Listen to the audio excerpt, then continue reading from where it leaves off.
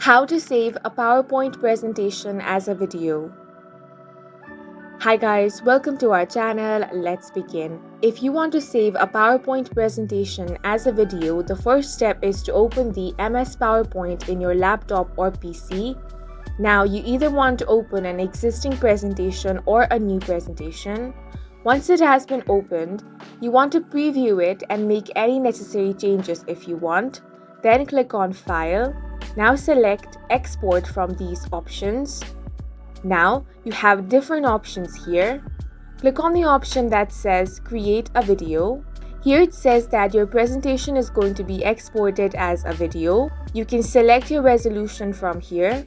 If you want the best resolution, select Ultra HD or whichever resolution that you prefer. Once that is done, you can also select the seconds spent on each slide. Once you have made all the necessary changes, click on the Create Video option.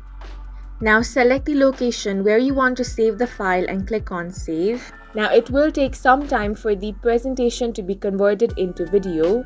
Once your video has been saved, you can head over to wherever you saved that video, open it, and as you can see, your presentation has been turned into a video. And that's it for this video. If you found it helpful, please make sure to hit the like button and subscribe for more videos like this.